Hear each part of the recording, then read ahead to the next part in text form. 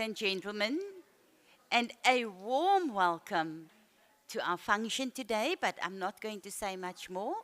I'm going to hand over to Dr. Corrie Ace, who is still in shock. She'll tell you why. And she will do the welcome for us. Thank you, Dr. Corrie Ace. Good afternoon, everybody. I don't think stage shock describes it. I am doing this job because Dr. Pau is not available. He is busy in another mission today, and it sounds like quite an important mission. So I want to welcome all of you at the launch of SISONKE 3 for 2024. We've been involved in this, quite a number of us have been involved in this since 2021, around there, and it's grown, and it's wonderful to see everybody sitting here and talking to people and hearing that everybody is really wants to be here and excited about this third SISONKE.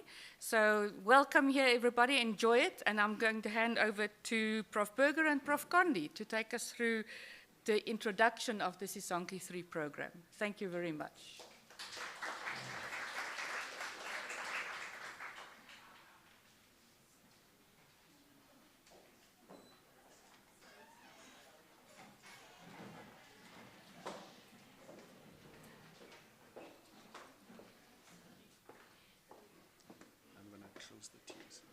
Thanks.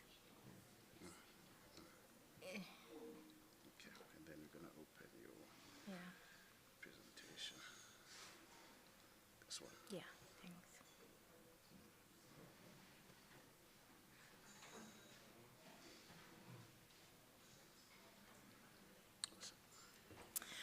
Good afternoon, everybody. Good afternoon, Prof.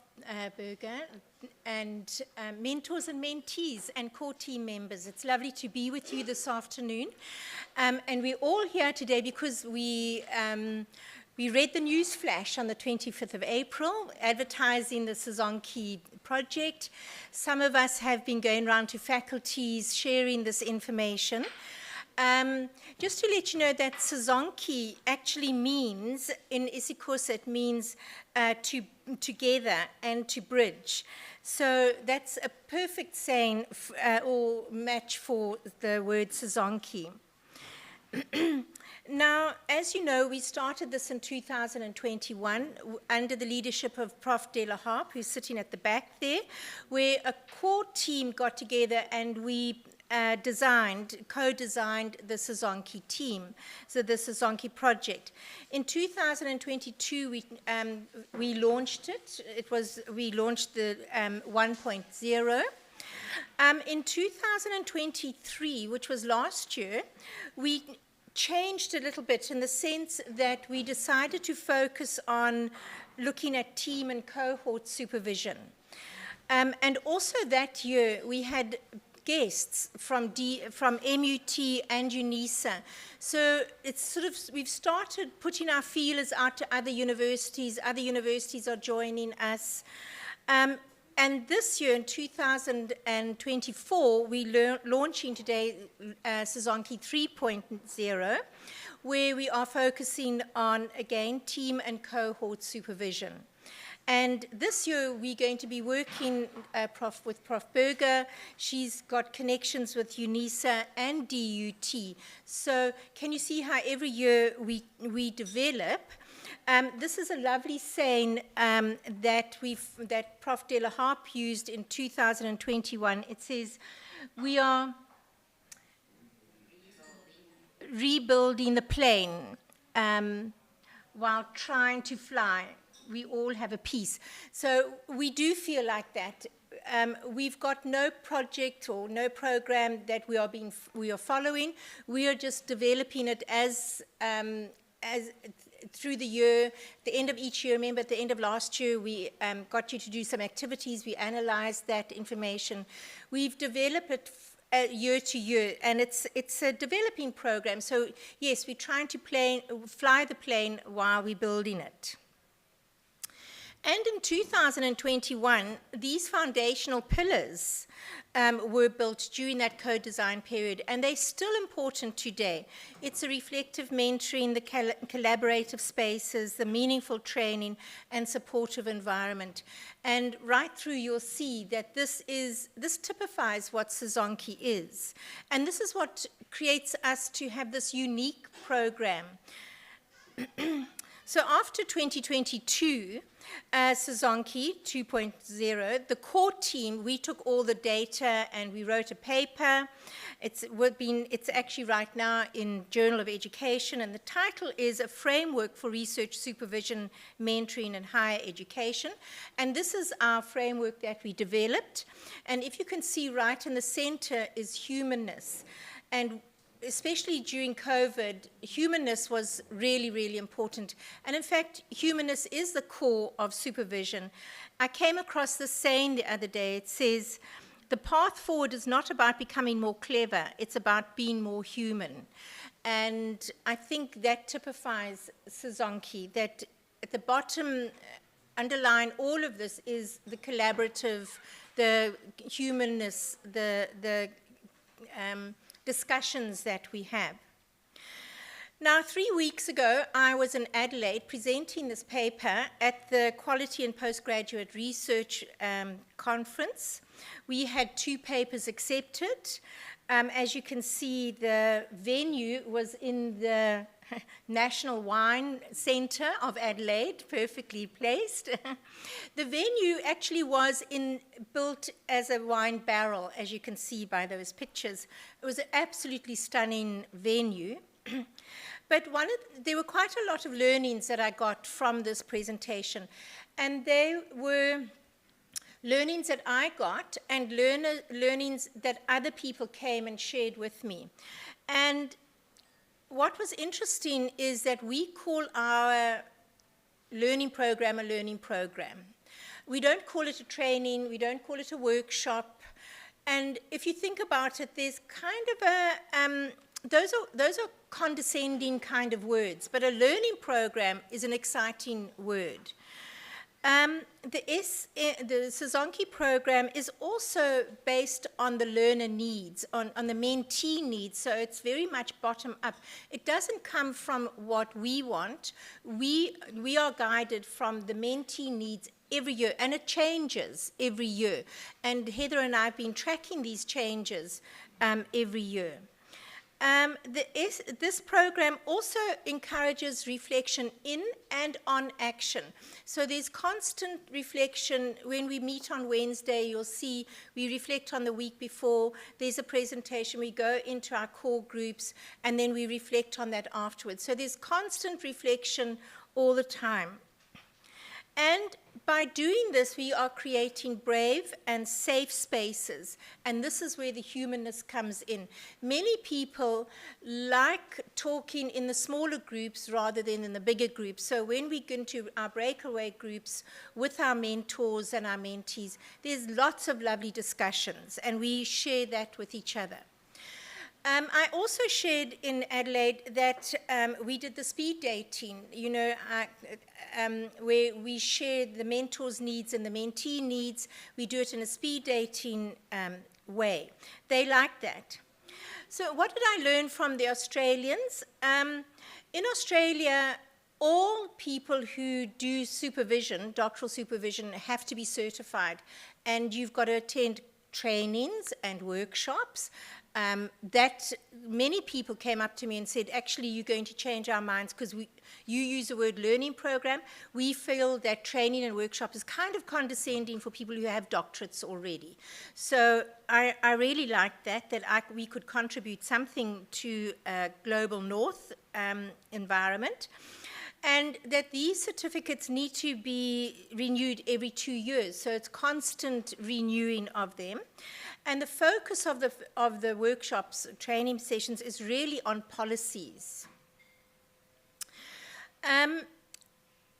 Next year, the 25th to the 28th of March 2025, we're going to have another postgraduate supervision conference at Stellenbosch. The title is Postgraduate Supervision as Relational. So please, during this year, please think about your position, what research you'd like to do, and maybe even send in a abstract. I think the abstracts are due fairly soon, so if you are interested in this, please Google this now and submit your abstract. They do have a book that gets published every year, so you could, your presentation could be published in the book. And then to close off, I'd like to say that SISONKE has run for the last 4 years primarily on a voluntary basis. We've had no funding, but we would like to thank Dr. Powerho and Prof. Berger for financially supporting us. They pay for these venues and these meals. They pay for everything, and we've really been very grateful for that support over these past few years. Thank you.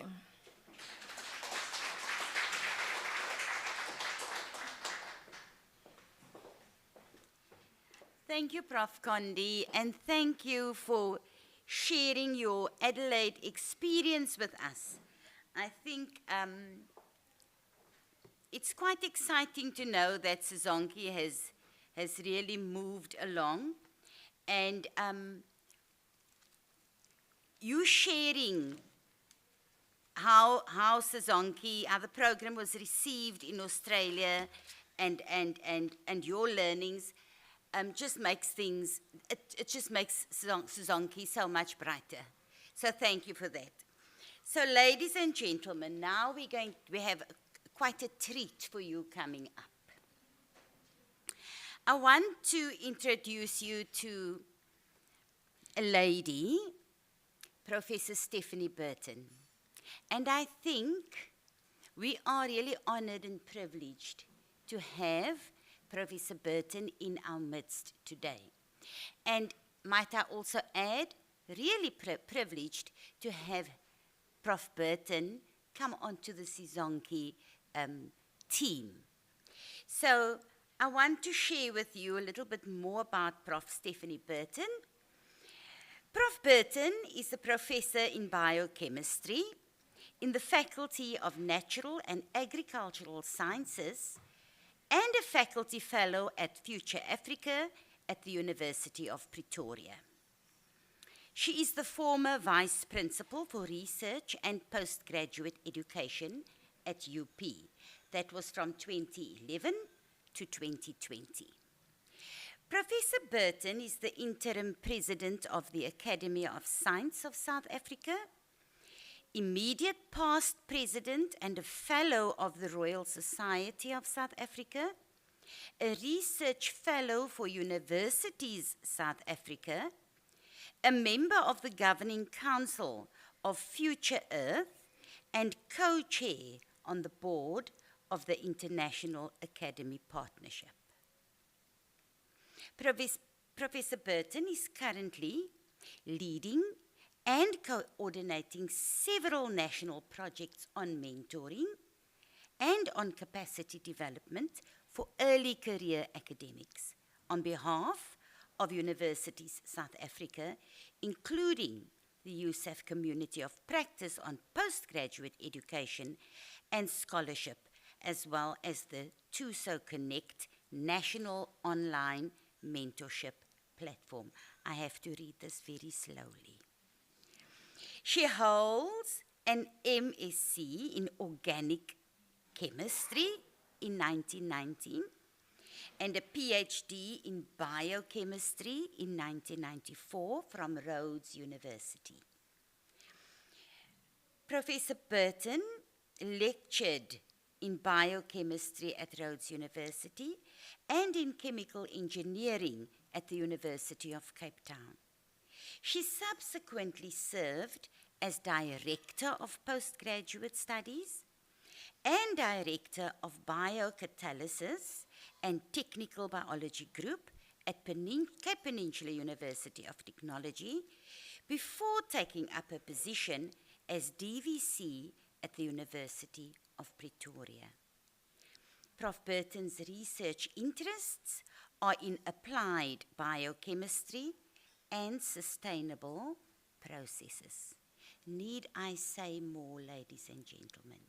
Let's welcome to the podium Professor Stephanie Burton.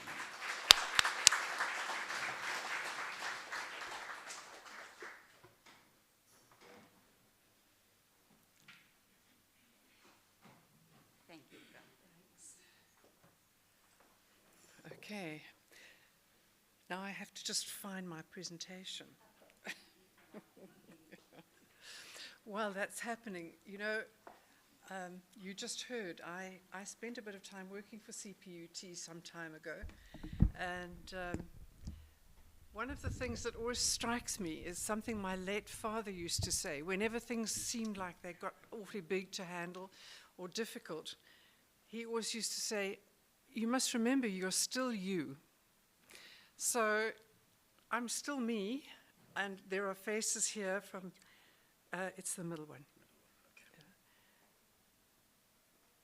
There we go. Thank you. Good. And does this thing, I'll use the buttons, right? Right, so I'm here today largely because I so enjoyed the time that I was at CPUT before. Lots of water has gone under the bridge, but I thought I'll just be me again, and I am a very pragmatic person. So this talk is intended to be quite based on the foundations of what it is we're trying to do, which of course is part of this year. Can I just ask, by show of hands, how many of you have been involved with SISONKE in previous years? Some. You might have heard some of this before. Maybe not. Okay, so let's start from where we are. Why am I standing here? Well, I do have some experience leading research, particularly having been a DVC. And that was really about leading a team, leading a research team at all sorts of different levels. I did do that at BTB before and at UCT. And that was really about developing strategy and implementing strategy. There was also a very strong component. I was responsible for postgraduate education when I was at the University of Pretoria, and of course when I was here at CPUT. But all of that comes together because all of those roles are about enabling people, the researchers, the scholars, the students. And what did I learn with all of that? Well, first of all, to lead any team takes trust, inclusivity, and authenticity. So the trust comes from the people that you work with, and the inclusivity is when you include them, of course. The authenticity is what makes you stand in front of an audience like this and talk a little bit. So I hope you'll see that there is some authenticity in what I have to say. Also, leading a university team of that sort or a portfolio like that, you learn. You learn really fast, and you learn on the job all the time. So I think there's a bit of knowledge and wisdom that we all develop when you have a position of this sort. I said you have to develop strategy. That's the easy part. The difficult part is about implementing it. It takes conviction. You have to believe in it, but you also have to persuade and you have to win buy-in. So in a program like this, pretty much the same thing. There is a plan, but what we need to do is build between us that persuasion and the buy-in that will make us all feel included. Okay. Putting in place supervision programs is a bit like that too, and everybody who's here is involved in supervision of postgraduates. And that requires cooperation and collaboration and, of course, funding. I'm not going to talk much about funding today, but it's about working together, right? And that's what enabling university people is all about. It's about what this task is about. It's about working together. So you're all here because you chose to be. And what are you bringing to this today? Well, for a start, you've all got some expertise and insight in your field. Otherwise, you wouldn't be here at all. You also know from your own point of view, your context, the context of the global and regional and local challenges, the situation that you are in. And you all know about research. Otherwise, you would not be supervising students, right? So bear in mind that you bring all of that with you already, right? You have a focus in your own research area, which is relevant to what you are doing and to the university. And you all have some strategic partnerships. You know, it's not only people who stand at the top of these kind of programs or who are in university leadership who have strategic partnerships. You all do, and we all do together. And that's really important if you want to advance what you are doing. It's about the collaboration and the cooperation. And you obviously all have an interest in the impact of the university's research and training, because that's why you're here. And your interest in collaboration, which I've mentioned already. So what are we trying to achieve here? Well, I think it's really quite straightforward, and I'd like to take you back to thinking for yourselves about 4 questions. First of all, who is doing the supervising? So, a lot of you are supervising students. Who is being supervised are those students, and I want to center what I'm talking about a lot on the students, the postgraduate students who we are supervising. They may come from many different levels, of course different disciplines, different backgrounds, but they are actually the main client, if you like, in this program. It's the university's students. Who is doing the mentoring? Well, there are people who have volunteered to be here today, who are prepared to mentor. There are lots of others who are in the university and outside the university. And who is being mentored? Those of you who have signed up for this program this time, because you see some value in that. So these are questions that I'd like you to kind of keep in the back of your mind. This is what we're here for. There's lots of nice things that we can say, and I'll say some of them. I hope you'll think they're nice. But really, what we're trying to do is to put together this picture of who is being supervised by whom, and who is being mentored and by whom. And then the question that really comes with all of that is, what will progress look like? Right? For each group, for each of you, what will it look like when you feel you've made some progress? Now, I'm not going to answer that question for you individually, but I'd like you to think about it, bear it in mind, maybe write it down. What's progress going to look like? And actually, another way of saying that is, why are you here? Right? Because you want to make some sort of progress, and you want to see that progress. I'll ask a very similar question at the end of this talk. Okay, so I want to put a bit of context around all of that. First of all, in the national context, we are a University of Technology in the Western Cape in South Africa, but we are in the higher education sector of the country. And in this country, we have a national development plan, we have lots of other plans, the DSI now has a 10-year decadal plan. All of it puts an emphasis on doctoral education and the importance of producing PhD graduates. You probably all heard the target of 5,000 doctoral graduates a year. We aren't there yet, okay. But that's part of the ambition. And all of that is really because in the sector, we're trying to build pathways to doctoral enrollment and doctoral graduation. And we've got a whole national ecosystem. You will have seen some of the reports. If you haven't and you're interested, please don't hesitate. I can provide them for you. I've read them all. But there have been studies over many years on what it is that we do for doctoral training, for postgraduate training.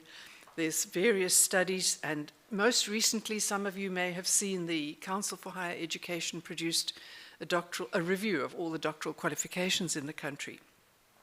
I was instrumental in doing that review and writing that report, and it was a huge exercise. But what it's really all about is, what are the standards that we have, and what is it we expect out of doctoral education? There's also, of course, the need for more academics in our system, or across the sector, and the Department of Higher Education and Training has the university's capacity development program, which is focused on that, and that's actually what funds some of this that we are doing. But that's all about the fact that there's not enough academics in the system. We see that we need more. There's quite low throughput rates of postgraduate degrees. There's staffing qualifications that are needed. And overall, what the department regards as a kind of not quite adequate a pipeline of postgraduate students. So there's a bit of pressure. What that all means is that there's pressure on the institutions to enhance their postgraduate training.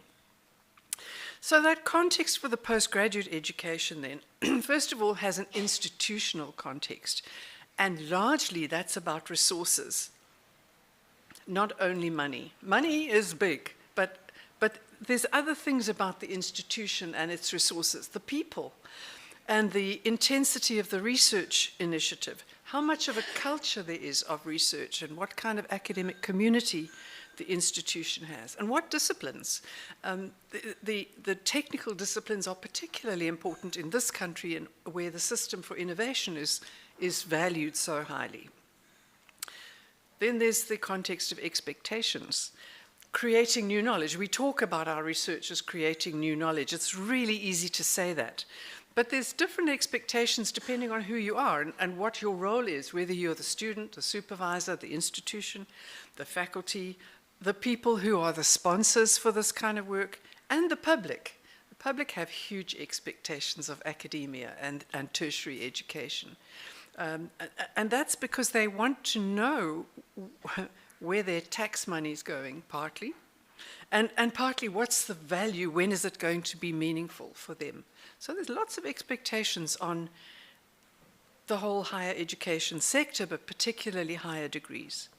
And then there's all the ambitions, the good things we say about when we train students, we're preparing global citizens to take care of this planet. We're looking for excellence, we're looking for impact, we're talking about working together in collaborative ways, we're talking about being international, contributing to the whole global activity of academia, and of course looking at our students' futures.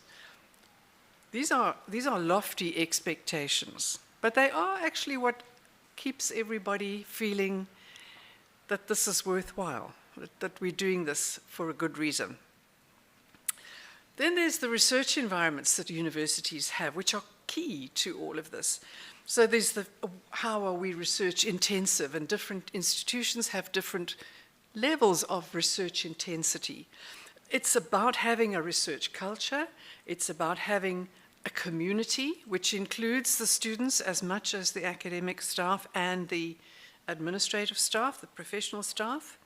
And it's about the kind of research that we do, which needs to be creative and innovative and contribute. There's concepts of excellence that we talk about easily, but what do we mean? Well, we have different ways of defining excellence, and every university has in its mission and its vision and its branding and all of those things some way of representing excellence. And it is what we aspire to. But we do need to remember that that's part of what we build in. So when we have a program like the SISONKE 3, any of these programs, we're actually working towards our concept of what is excellent. And then we need to think about how we build that. Because research intensity isn't something you just say, right? You don't just call yourself a research-intensive institution. You have to have the ambition to grow that and to make sure that there is that kind of intensity that will allow us to provide the environment to enable our students, back to our students, but to enable our own research as well. And that's all about the community. So that all boils down to, we have a vision for what we think is going to be the right thing for our institution and for our students. And we have the ideas around what we mean by quality, and then we know that we need the resources to put all of that together. So we have all that in the university's plan, the development plan, the institutional strategy, and in the plans, for example, for this program. Okay, so what are we actually trying to achieve here? Well, this is about supervision. Right? I know that you are here as supervisors at various different stages, but actually what we're trying to do is qualify postgraduates, and I've just used this slide as an example. This is what comes out of our national standard for what should be the attributes of a graduate who achieves a PhD. I'm not going to read it all to you, but the one thing that is looked at when a degree or a thesis is assessed, evaluated, one of the things that's looked at is the supervisor. Who was the supervisor, and what is their background, and what is their experience, and their track record? I think that's something really worth bearing in mind. Not because I'm judging or anybody is judging you personally, but because what it says is that the role of the supervisor is key to the success of a postgraduate student, in this case a doctoral student, but it's just as true of a master's student or an honors student. What we do as supervisors is key to their success. Back to that enabling role. So what are we expecting our postgraduates to do? Well, we tell them lots of things we want them to do. We tell them they must learn to study independently, they must learn to conduct a research project, they must learn to communicate what they've found, they must write a thesis or a dissertation, they must write research papers, they must do presentations, they must tell us about the value of their work. And we say to them, you must establish this record, and as you become more of an experienced researcher or an academic, we expect more of that, and you've got to keep the pipeline going, the pressure to keep publishing, writing, learning from the literature, and then doing it in a team. These are all expectations that we place on our postgraduates, and the role of supervisors is to help them do that. And of course, then we also expect them to plan a career path, which we hope will be in the field in which they are working, which is not always the case, but in order to do that, we share a career plan with them. So I kept this little box separate because I think that planning a career path is something that you do with your students, for yourself and for them, and they do it too. So this is really a part of the shared project, if you like. So seeking out mentorship is something which happens at all levels. Having a brains trust, if you like, a set of advisors, people who can advise you. That happens all the way from the student through to being an old supervisor. And of course, part of that also comes with having an international network. I won't talk much about that, but it's just as important in terms of being an academic. So this is what we say we expect our postgraduates to do and what we're hoping to help them to do. From the students' point of view, they have you think about where they come from. So their context is they come from all sorts of different backgrounds, all sorts of training. They don't all train at CPUT when they come to do postgraduate programs here. And similarly, our students who have been undergraduates here go to other places. So they come with a huge diversity of backgrounds and different levels of preparedness, and therefore different requirements for supervision. Some of them need much more focus, much more hand-holding. Some of them need much more pushing to get them out of the rut or out of the lazy attitude that some of them have, and I really do know that. Some of them need more structure, more curriculated modules and so on, some more structured training. Others are actually in a position where they can't do all of that because they're working part-time. 60% of the postgraduates in this country work part-time because partly they need the money, partly because they are already in a job and they don't want to lose it. So when we talk about that, studying independently and running a research project and communicating the results and so on, the students see that as a huge expectation. You talk to your students, you'll find that they find that quite daunting. We talk about quality too. We talk about quality a lot. I don't know how we actually address it directly all the time. But what do we mean from the student's point of view? Because, you know, these are quotations. The students just want to get the qualification. It's true of some of them. I don't think it's true of all of them. But sometimes they see the qualification as the end point rather than the education. I have heard students come back to university because it's fun. Some of them think it is. A lot of them do. Yeah. And we should actually also be thinking that being at university is fun. Right? But they do want to know, and I think this is from their position perhaps the most important thing. They do want to know that the degree that they get will prepare them for the world of work, whatever they see as their world of work. That's again, back to who's being supervised and why are we supervising them?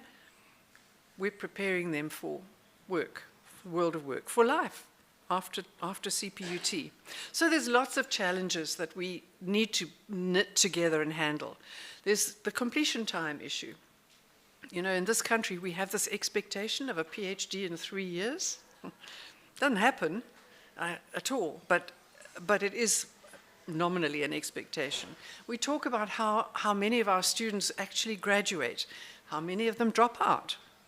We talk about where we're going to get the funding, and in the recent meetings that I've been in across the whole sector, funding is one of the most critical issues at the moment. I don't have a solution, but I do acknowledge the problem. And then there's the issue of supervision capacity, which is key for us today. It's about, do we have enough supervision capacity? And I don't mean only do we have enough supervisors in the universities to supervise all the students who need it.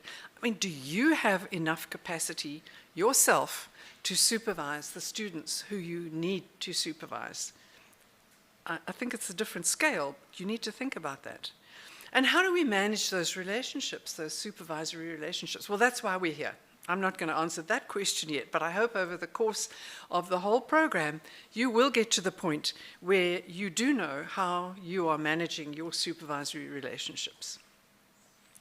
From the point of view of the students, there's also a whole lot of other issues. The preparedness, how much training they had, how much they understand about research, how much they've learned about how to structure their time and their lives, that's one thing. But there's also a whole lot of other issues the students deal with. You know, they're not necessarily experts at planning and managing their time and writing, and there are many personal issues. I have done surveys of postgraduate students who drop out or who don't complete, and the things that they bring to the reasons for that are very varied, often personal problems. Some of them to do with supervision. So what are we looking at? We look at our students and we listen to all of this, and what do we measure? We don't measure any of that. We look at it in terms of completion times and graduation rates and how much of the subsidy is going to come into the university and how are we using all of the supervisors that we have. And as I say, we have these recommended times. I think this is a challenge in postgraduate education and training. There's a set of expectations, there's a set of circumstances for our students, and then there's the way we monitor, and there's this huge gap between them. So why are they not completing, and what are we dealing with? This is what we as supervisors need to deal with. This is one of the surveys that I did. It was about 200 students who answered the survey. And one of the real reasons that came up again and again, and this was at University of Pretoria, not at CPUT, but nevertheless, I think it's common in many universities. The reasons that they said that they didn't complete, some of them said, I didn't have the kind of supervision I needed. In terms of time and attention and understanding of what the challenges are, and then of course supervisors change and programs change and so on. Students find that really challenging. And that's why we are here. This is the crux of the whole thing about supervision is providing good supervision that will help the students to deal with all of that. Then there are other things like funding and the underpreparedness that I've spoken about already. And then there's personal things like not being able to find somewhere to stay, not being sure about whether they should be working, how they're ever going to work, how they're going to cope with workloads, personal issues, family issues. So there's many things which make it quite difficult for postgraduate students. We need to understand that at a very human level, I think. Then there's the issue of capacity to supervise, and now I'm talking about it as an institution. Do we have enough supervisors? Well, I think the answer across the sector is actually no. But what we're aiming for is to have enough trained, competent, confident supervisors, because that's a real draw card. Students look at that and they see that as something that makes it worth going to a particular institution. And there's a pressure there because the more students we enroll, the more supervision we need, and so on. So there's ways that we're looking at it nationally, making more supervisors available. There's the programs like the NGAP program. There's early career researcher programs. University of South Africa, I run that one. There's looking at how many staff have doctorates, and there's looking at ways in which we supervise in a more smart way, and you've already heard a little bit about that. And CPUT, I might say, is actually taking a bit of a leading role there in terms of looking at models of supervision. Something that we do need to think about, and in this forum, I think it's really important, is that we talk about we need more supervisors, we need to supervise more students, but one of the most important things to manage is the load on supervisors. How much do we expect of an individual supervisor? And we hear it, but I don't know if we pay enough attention to it. There's teaching, there's admin, there's home background, there's research of your own, there's all these things, and supervision. Those of you who know me well will know I am very passionate about postgraduate supervision. I see it as central to the life of a university. But it is a workload. It is part of your workload, and it is something which takes energy and work. So we should be managing that. So then, okay, we worry about the students, but and that's the thing that I have always said. I always used to say when I was here before, somebody must wake up every morning, worry about the students. But what about the supervisors? Okay? So supervisors need training. You know, you weren't born knowing how to be a supervisor, and you certainly didn't learn everything you need to know by going to school or even doing a first degree. Supervisors need to be able to network, and they need support, mentoring. And that's why SISONKE 3 is here. SISONKE was designed that way. So in terms of supervision, what we need to help our supervisors with is training, and everybody needs to know what is expected. Part of that is about policies and processes. Part of it is about how you interact.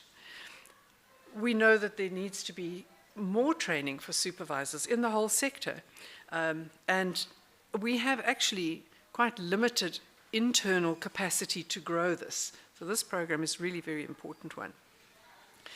We need to think about the quality of the supervision. You know, being there and signing on the dotted line and even signing that agreement, you know, the student supervisor agreement, even doing those things doesn't make you a high quality supervisor. You really have to think about what it is you're going to provide and about the stress that it's going to impose on your life.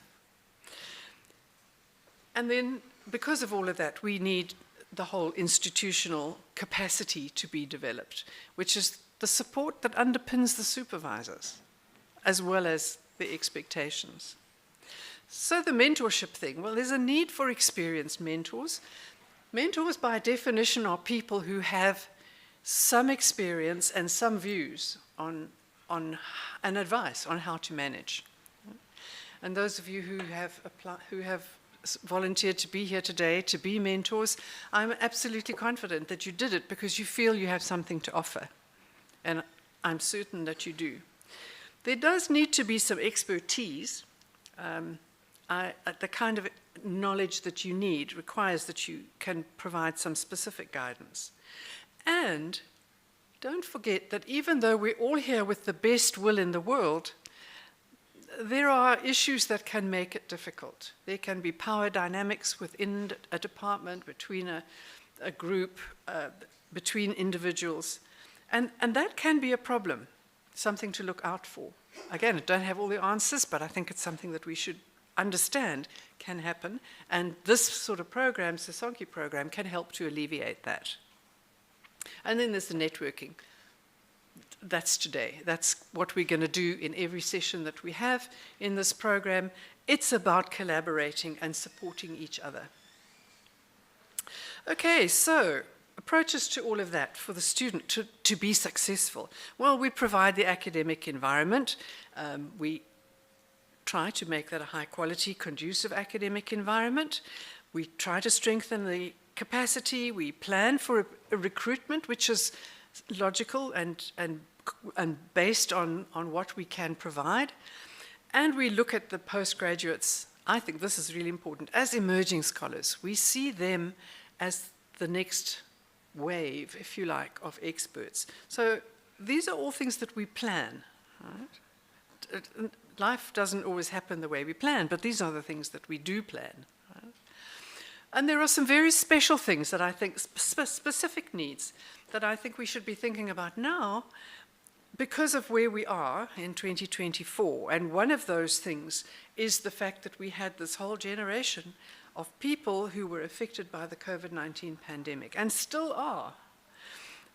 And we had a big gap because of that in the way in which we did things. We used to have a very different approach. Nowadays, we still work online much of the time, even though we don't have to. But, you know, for various reasons we do. So we don't have the opportunities to be as close and to see each other in quite the same way. And there are some areas of support that I think, as a result, are perhaps being neglected. And I hope we'll be able to build some of them in here. Here's some practical ones. Mentoring, that's what it's all about. Ethics training, and communication, science communication. I think we don't think too much about those so much anymore. Whereas we used to do it by being in the same place. We had weekly seminars, research group meetings, journal clubs, reading sessions. We had all those things in person, and you could see, I remember clearly seeing, and I know you can do it, I can do it right now, the people in the room who are bought in, the people in the room who are not interested for one reason or another, and the people in the room who are very anxious.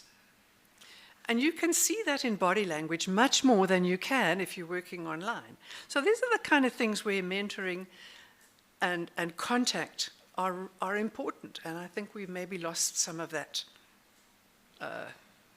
unspoken kind of interaction. So we need new ways to address all of that post the pandemic. And I just want to make a few little comments about those things. First of all, with the mentorship.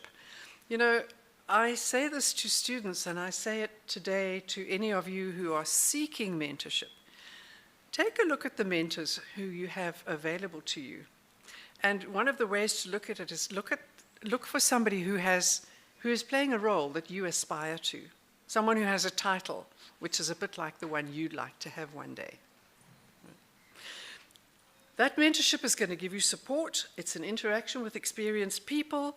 It's going to be through informal discussion, some of it in person, not all of it. So remember that thing about the unspoken observations. You will get practical advice and guidance, and if you're not getting it, you should be asking for it. And that's why the roundtable discussions are so important. And it's there to enable the mentees to achieve their objectives. We started at the beginning of this talk saying, what are you trying to do? So this is one of the ways in which you can achieve it. And it will assist with gaining confidence. You know, not everybody comes into supervision feeling that they can just do this. And very few people have much training in how to supervise. But that's coming too, by the way. There will be a new supervision training program coming during the course of this year. But this program is also about encouragement and emotional support. And I think that's something for everybody to bear in mind, mentors, mentees, organizers. So the mentees come along with their own ideas, sometimes feelings of isolation and anxious, not sure what the role is all about, and wanting to trust. Right? They need to trust this system to help them. And the mentors come along with guidance and wisdom, I think, offering some stability, offering their experience, and offering a listening ear. Some of that can happen online, but I hope not all of it. And I just want to make a little note. We're talking about two different things here. Mentoring and supervising are not the same. Well, the Americans tend to use the two words interchangeably. But I think it's this. The supervisor is a specialist. You supervise students in your field or in an area of research where you have experience and knowledge and some expertise and some qualifications. Right? The mentor doesn't need to be a specialist in that field, but they do need to be available with broad guidance and counsel. So when I said at the beginning, you bring your expertise here, this is what you bring. And you know, you can move from one to the other in different roles. So you might be here because you feel you need mentoring, but you will be finding yourself in a mentoring role in other circumstances. It's part of that complex interaction between people. Then very briefly, there's nothing more important in my view than ethics and research integrity. I'm not going to preach about that now, but it is something that is absolutely critical. And understanding what we mean by research integrity is as important in a program like this as it is between yourself and your students. So that research integrity thing is about your expectations and the public expectations and the institutional expectations. Everybody needs to be able to trust everybody else to be honest. There's things like use of data and use of information. There's trust in the systems, the cyber systems and so on. There's a whole another program to be considered about research integrity. But in our hearts, we know what we mean by integrity. And I think that that's as important in relationships, in mentoring relationships, as in supervision relationships. So there's lots of broad aspects to that. We train our students. I hope we train them more than just get them approval. And we ask for ethical behavior. And that ethical behavior is as important in mentoring partnerships as it is anywhere else. Behaving ethically. You know, when our parents used to say to us, behave yourself, right? I mean, I think it might sound a little trivial, but it is something to bear in mind in these close personal sort of interactions. Behaving ethically is just as important as everywhere else. Then just to end off the last things, science communication, we don't really push that all that hard anymore, but communication of what the work is that our students are doing and the work that we're doing really is important, and I think we need to build that into how we supervise. Then there's transdisciplinary approaches. How should we be training our students? This is something that I think in a group like this, probably there will be discussion about, because transdisciplinary approaches is a very nice phrase, and it sounds great, it sounds like a good idea, but I'm not sure that we all mean the same thing, and I'm not sure that we all really work in that way. But it's certainly something that I hope we'll talk about during the program. One of the great things about this group and this program is that it is already interdisciplinary because you come from different disciplines. But building that kind of community, co-creation kind of approach, something that I think we need to remember. And this is the perfect group to do it in. And then just to say, I am not ignoring artificial intelligences and all of that stuff that is that wave that's coming over us at the moment. I am not going to focus on it a lot, except to say we are expecting our students, as much as ourselves, to navigate this in some way. And it's running faster than we are.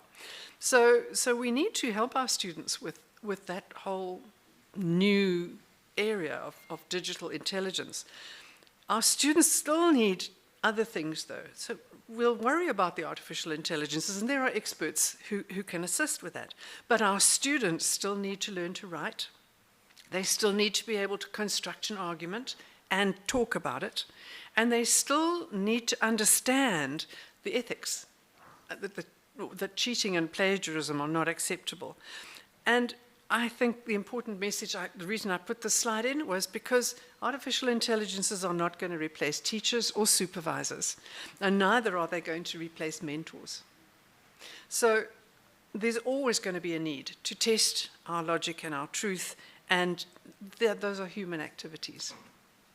So we do need a whole lot of things that maybe we talk about during these sessions around guidelines for how we handle this, how we navigate artificial intelligences, what we tell our students is now ethical or not, and how we manage protocols. But, excuse me, that doesn't replace us, and it doesn't replace this program. So in summary then, what we're really looking at is developing institutional capacity within the sector and within the university. We have this broad focus on postgraduate education. This is a community, right? Community of scholarship and practice in itself, but there are many communities. And we're here to share. We're here to share skills between ourselves, between mentors and mentees, but also amongst peers, and take a look at the whole aspect of postgraduate education. So there's holistic approaches that we can take. We can also, as this group, and this group will possibly expand a bit, this group is very powerful. You look at who's in the room. It's a very powerful group in terms of advocating for what do we need for postgraduate education and what do we need on a national level. And we can take this, and Janet already said, she took some of this to the QPR conference in Australia. We can take this learning to other national conferences and colloquia and share this. So this is not an in-group, right? This is something very special, which is worth sharing outside of the group as well. And I hope you'll find that you can do that.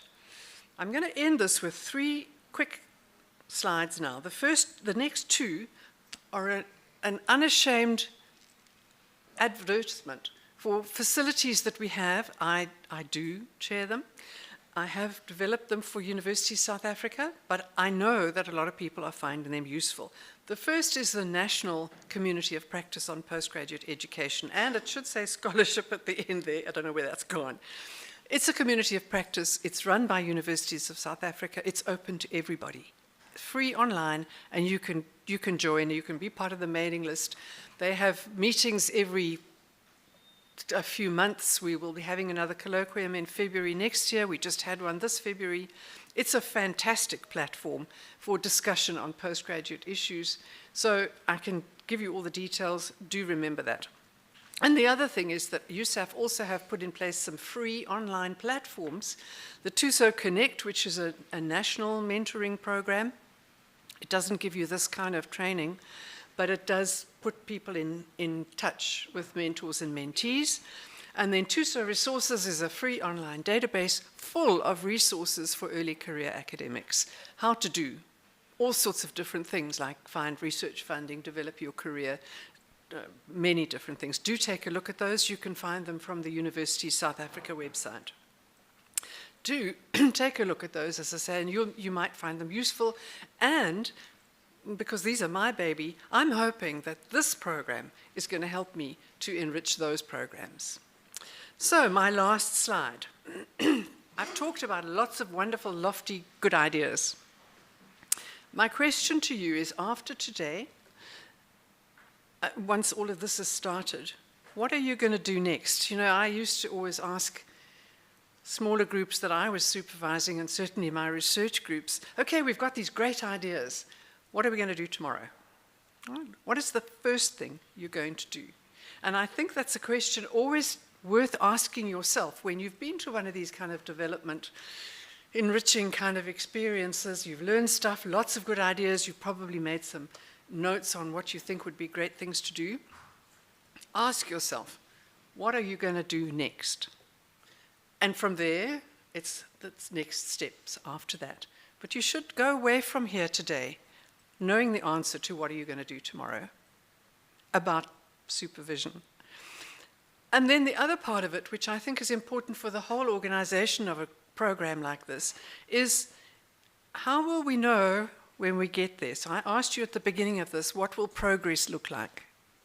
Same question. How will you know when you succeed? I'm not going to answer that for you, but I think that it's something that maybe the whole program should be able to answer when we get to the end of it. Thank you.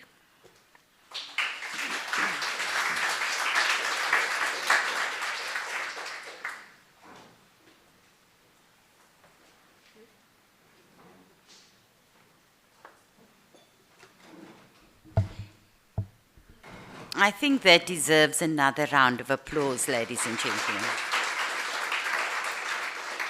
Prof. Burton, thank you so much. I've taken a leaf out of your book, though. Prof. Burton, when we had some discussions about SISONKE, she said, ask the right questions. So I'm sure you saw on your invitation there were 3 questions first. And I think those questions made us really ponder and really reflect, and made us, and that determined whether we wanted to come onto the program or not. So Prof. Burton has once again left us with questions, and I think it's wonderful because it gives us the opportunity to really ponder and reflect, and then decide where we want to be. What will we do tomorrow, and how will we know when we get there? So, Prof. Burton, a very big thank you to you. Okay. So now I want to call one of our leading co-designers of SISONKE to the front. This lady is so analytical, she's just awesome. Prof. Rete, she doesn't like me to say anything about her. Prof. Rete Delahaap, can you come and join me? So, taking a leaf out of Professor Burton's book, we've decided that what we are supposed to do is really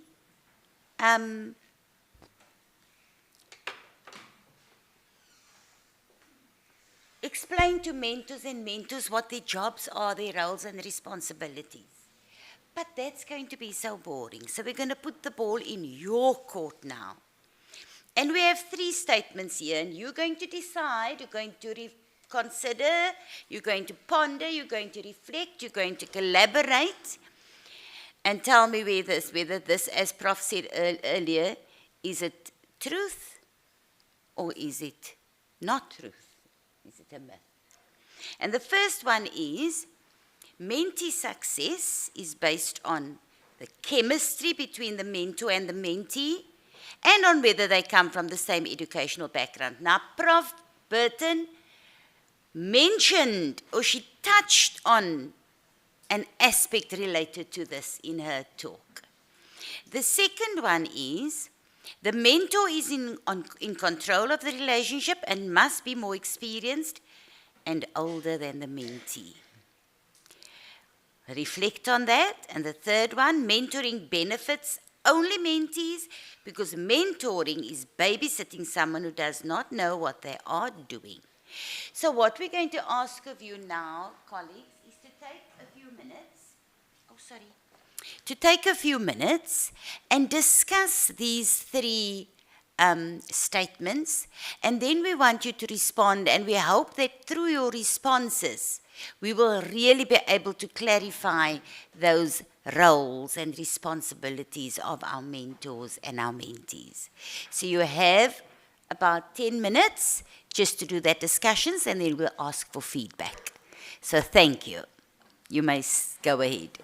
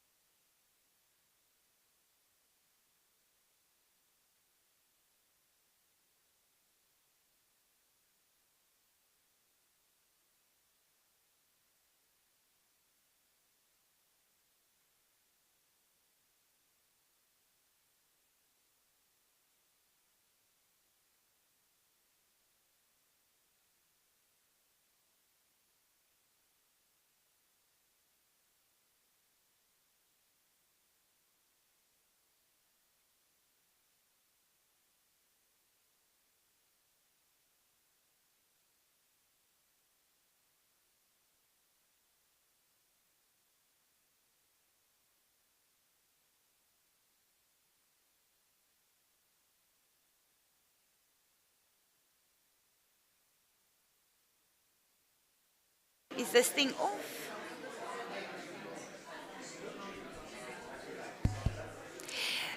Dear colleagues, I'm sorry. You only have 5 minutes, I'm afraid. Okay? So we'll come back to you in 5.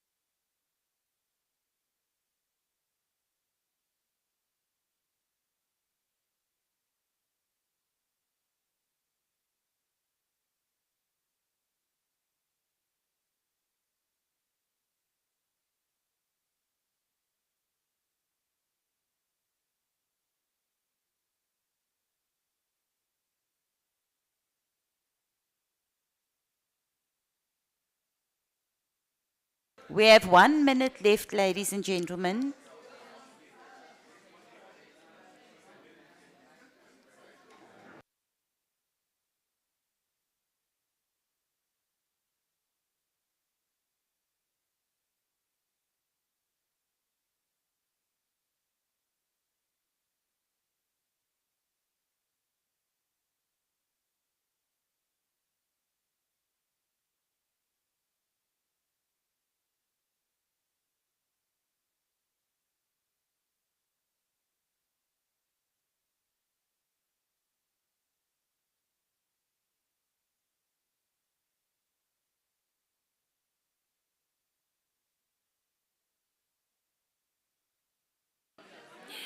All right, colleagues. Thank you.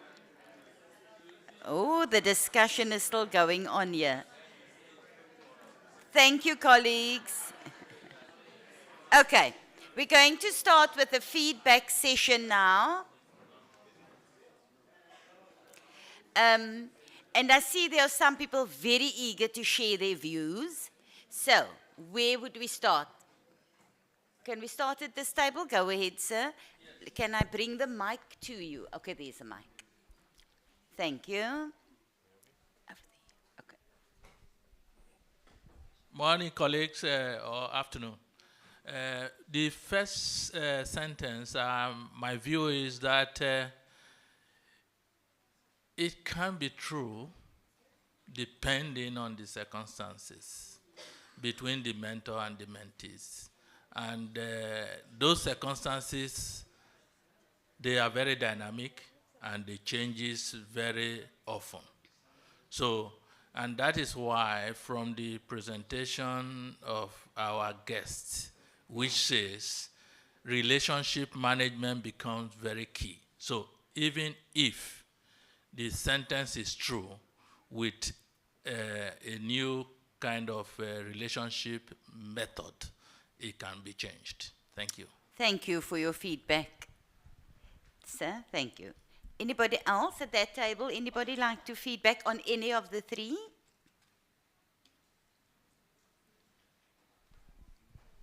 Thank you. I think we also discussed and we said yes and no.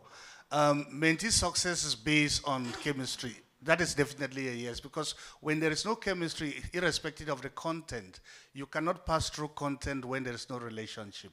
I think that our guest speaker talked about that humanistic aspect. It is so key.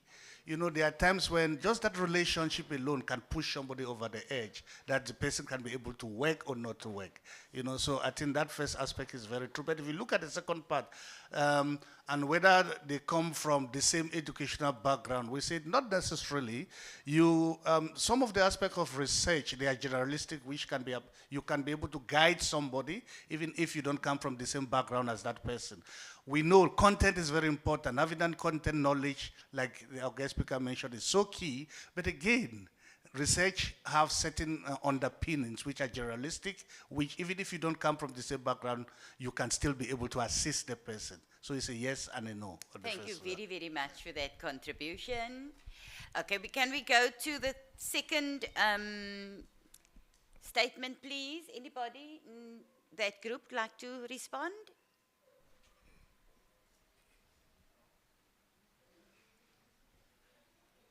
Or Prof, there we go. Thank you, sir.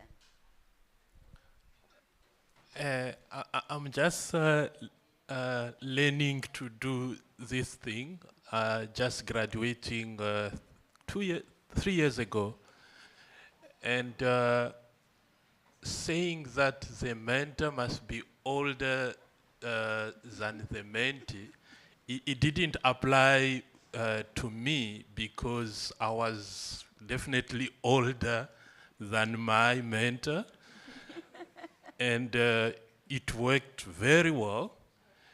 During our discussion here, my colleague here asked, at what stage do you stop being a mentee?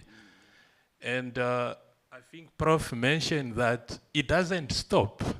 It doesn't stop depending on the chemistry that you guys you have created. And that applies in my case because my mentor is no longer at CPUT, but we are still collaborating very, very well. Thank you. Thank you so much. That's awesome. Right, and we go to the third one. Is there anybody on this side of the room would like to share? Yes, Prof. Kondi. Okay, Prof. Cronje, go ahead. Yeah, sorry, I wanted to add to that actually there can be other power dynamics because I have a specific mentor that I spend hours with in the car. We deliberately belong to the same old Citroen club because the guy just has such an interesting humanity. And I mean, he's the one who says to me, you can't just stop at an intersection and look directly ahead of you if there's somebody wanting money from you. You turn down the windscreen and you say, I'm sorry, I'm not going to give you money. You must have decent manners. And so I so look forward to this guy because he's just got this understanding. And he's my son who's turning 30 tomorrow. So that's my mentor, really, as far as human relations are. Thank you, Prof. That was really inspiring. Thank you so much. Right, can we move to the side, please? Let's look at the third statement. Would you like to? Okay, sir. Thank you. Dr. Hi, Bashingi. thank you. Yeah. No, I was still on the second one. I'm thinking that first part, that Go the ahead. mentor is in control of the relationship, to me it sounds more like a dictatorship and not a relationship. So, yeah, I feel that's also inaccurate, if I may. Yes. Thank you. Thank you so much. Maybe you want to move it on to the next table. Some comments on statement number 3, anyone?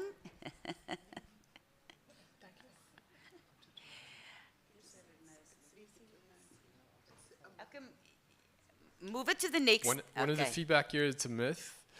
Okay. Personally, my mentor was older than me. but I think it depends on your knowledge base. If you're, let's say, somebody who at a later stage in your life wants to, further your education, then chances are you're going to have a mentor that's going to be a little bit younger than you. Because we do see PhDs being a lot younger these days, I think. Yeah, yeah. So it just depends on your personal home situation. Thank you. professional Thank you situation. so much. All right. Anybody else from the other groups would like to comment? We are running out of time a little bit. We'll take one more comment. Prof. Duffett, you want to comment?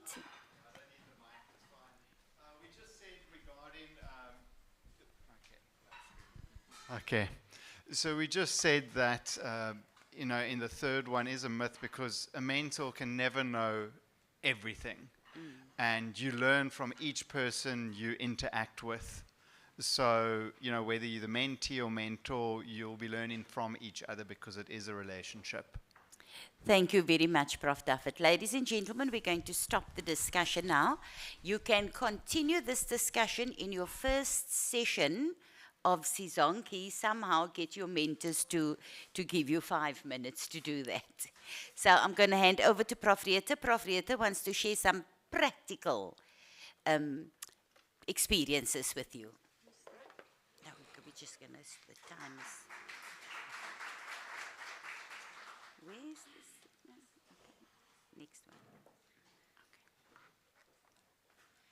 Good afternoon, colleagues. I'm very privileged to be part of the SISONKE since 2021. And in line with what Professor Burton said, that it's still me, I want to say I'm privileged to be still part of us, because SISONKE for me is about us collectively. And I also feel that I need to be phased out now. There's so many new young faces here. I'm always going back to sense capability approach, because it's for me so powerful that it speaks not only about the skills but also about the well-being state, and that resonates so well with the humanity or human element that we really regard as so important. So in this, we look at the brave and the safe space, because we allow ourselves to show our vulnerabilities, and it's okay because we learn from each other.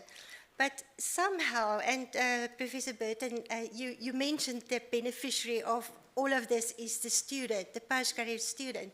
However, in our events or when we network, we don't have the student there physically. So you need to keep that in mind, that the student is not physically part of your discussion, but it's all about the student and how you as a supervisor can guide your student in the process. So that is just something that I think is important. And then for me, there's no hierarchy in mentoring, as Professor Duffett also mentioned. We learn from each other. I can't tell you how much I've learned since I've retired.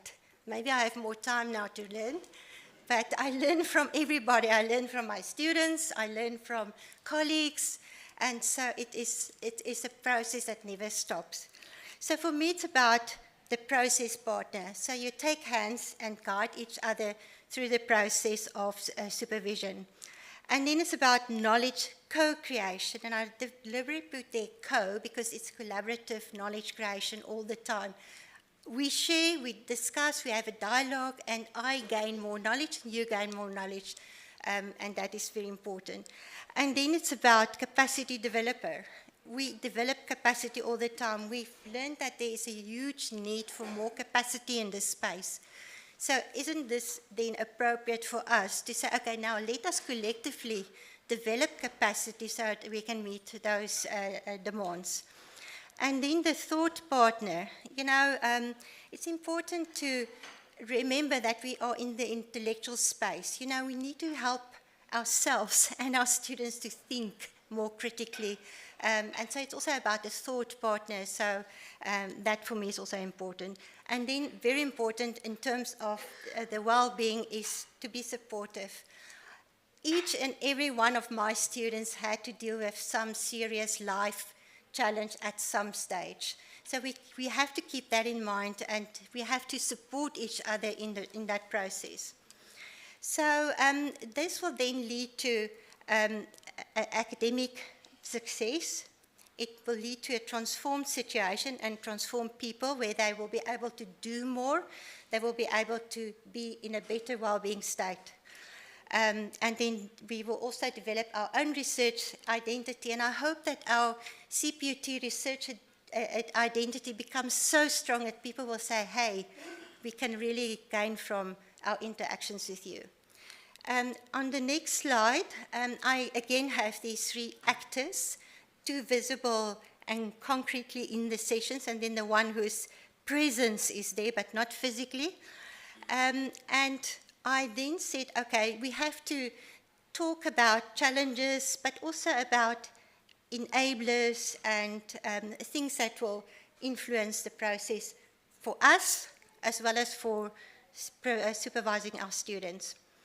And so I think it's about human development.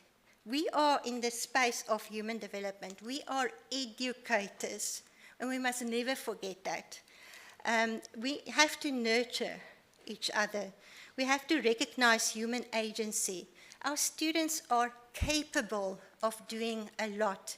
We need to help them to develop those capabilities. And that is when we talk about human agency. We need to provide feedback. You know, just giving instructions or communicating one way is not helping, because we will never know if that person is actually receiving the guidance in the correct light. Maybe that person is completely petrified by the things that you sent them. And that equally applies for the supervisor-student relationship, but also for the mentor-mentee. You have to be respectful for that person's response to what you are doing. And then collective reflection came out as a very strong activity in our program, and a principle that we and for me, research is about reflection all the time. How did it go? Why did it go like that? What can we do differently? And so if we create a culture as a space of including reflection in everything we do, that will be quite great. And so we need to enhance, and this is something that I was actually in a way surprised by how much students feel isolated. Maybe if you think back of your own time, how much they need the sense of togetherness, the sense of belonging. I belong to someone. And I think this is what SISONKE also provides us as collective mentors and mentees, but together as supervisors. It gives us a sense of we belong to SISONKE. And also peer-to-peer mentoring. Like I said, you know, there's no hierarchy. So the one thing that I just want to share with you quickly is Beeler's model. I was at the business workshop, postgraduate workshop, about 2-3 weeks ago, and one of the new PhD students came to me and said, I'm petrified. I don't know if I can do this. I'm worried. And I then said to him, you know, because the Beeler's model is explaining it so well, the students arrive, and I think, again, I don't want to go into the supervision, but also mentors. Maybe some of you sitting here are feeling a little bit anxious. You know, am I not an imposter? Can I do this? I've been given this student to supervise, and I have no idea how to do this, and I don't want people to discover that I actually don't know anything. But starting with a position or a status of unconsciously incompetent. So our students come with starry eyes. Hopefully you came here today not knowing what you don't know. And then the next one is when you become consciously incompetent. So that is typically when students start with reading their literature and having to formulate a problem statement. They suddenly realize, I don't know enough. And as a mentor or a mentee, you may then be confronted with, how do I cope with this? And this is when you become consciously incompetent. So you know now where your limitations are. And this is a very important stage, I think, in any development process. At that point, you need encouragement. You need someone to say, no, it's perfectly fine. Don't worry. Because research, per definition, is a process that is invisible, the growth. You don't see the person themselves. But as a supervisor or as a mentor, or as a mentee, you can see the growth and the development in the person. And so this is at this point where you need to say, hey, you are now competent. You may still think you're unconscious, you are not competent, but you are competent, and be encouraged to do that. And then the last one is the consciously competent, and that's the easy one, because you then graduate, you got your exam results back, and you know you're successful. You've got a SISONKE certificate that says you have successfully attended the sessions for the SISONKE as a mentee. Doesn't mean that you will automatically become a mentor, because it might take time, and it's about being together in these sessions. And for that reason, I'm just going to share something very quickly about my own experience. I was given a person who approached me to be the mentee and for me to be her mentor. I'll call her Mary, just so that I don't get into trouble with the Poppy Act. And so Mary, in the first year, we had these SISONKE sessions, and then afterwards we were meeting, and then she said, okay, now mentor me. And I said, I don't know how to mentor you. What about, because mentoring is not like teaching. It's not something that you can say, okay, now. And I continuously felt that I failed as a mentor, because I didn't know what to do. And then the next year last year we had the sessions where we worked as groups. And Sasha, I can still remember, it became a conversation, and everybody gained from that. We didn't even know who were mentors and mentees. We just talked about certain situations, and we shared our experiences or our ideas. And that for me was very valuable, because so somehow that felt for me that this is where mentoring is actually happening. This year, she is now also supervising students, and she asked me to be co-supervising with her. I said, I want you to become the principal supervisor. She said, no. And so now we are implementing this mentoring from being a mentee to becoming a supervisor, working together. And I found that so valuable. I had to change my own practice, because I've got a bit of an unstructured approach with my students. And she said to me, no, we need to meet before we meet with the students so that we can talk with the same voice. And that for me became a very important learning situation, because I realized I need to change also. And so we have this discussion beforehand where mentoring, I suppose, takes place, because she mentors me in terms of how she would have approached it. And together we come up with something that we feel can work. And then we meet the students, and then we are doing this. And I must tell you, and I think this is why I felt the Wheeler's model is so important.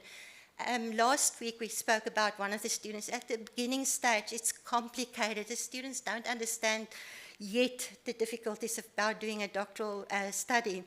And so she said, I feel that you know so much and I know so little. But the thing is, we must also always understand that it's a process of development. And we cannot already have all that knowledge or experience at the beginning. If I think back of the first student I supervised, I was probably a terrible supervisor. Probably failed terribly. But now I've gained a lot from my own experience, also by looking at others. And I've had excellent mentors along the way. I thank you.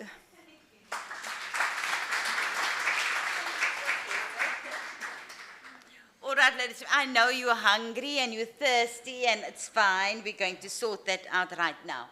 But while we do that, at the same time, while you are going to have some lunch and a little dessert with it as well, we're going to ask that we actually separate. We're going to keep the mentors in the room, and we're going to ask the mentees to enjoy the beautiful sun outside.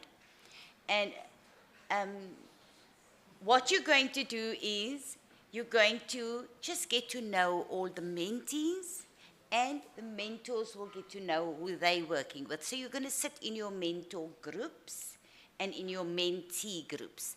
Now, there are quite a few, I know of the entire group, there are about 18 or 19 mentees who have not yet chosen a mentor group. So Mrs. Ilam Abrams will be outside. She has all the mentor groups there, so you can go there and have a look at some of the groups that still have openings, and you can choose which group you're going to would like to be in. Now, if you don't know anyone on the mentor list, don't be alarmed. We are hoping that you are going to choose one of the groups, even if you don't know anyone, and that you're going to be pleasantly surprised and you're going to be learning so much. And just take the chance, right? So once we're done, and then at the same time, you can take your lunch with you and enjoy some nice conversation. We are going to come back at 4:15. So we have a half an hour within which to do that. So thank you, ladies and gentlemen. Mentees outside, make sure you have a group. Mentors inside. And please go and get something to eat. Thank you.